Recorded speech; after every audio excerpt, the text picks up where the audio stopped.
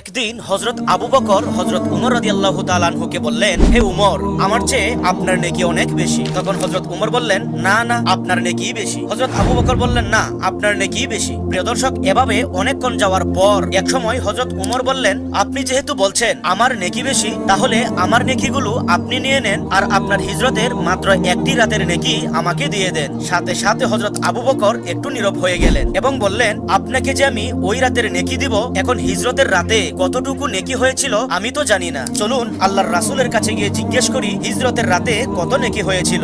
এরপর দুজন নবীজি সাল্লাল্লাহু আলাইহি ওয়াসাল্লামের কাছে গিয়ে হিজরতের রাতের নেকি জানতে চাইলো। তখন নবীজি সাল্লাল্লাহু আলাইহি ওয়াসাল্লাম বলেন, আবু বকর, এই পৃথিবীতে যত ধুলাবালি আছে, আসমানে যত তারা আছে, এমনকি পৃথিবীর সকল মানুষের নেক যদি এক পাল্লায় রাখা হয় আর তোমার হিজরতের এক রাতের নেকি আরেক পাল্লায় রাখলে তোমার হিজরতের একটি রাতের নেকির পাল্লাটাই ভারী হয়ে যাবে। সুবহানাল্লাহ।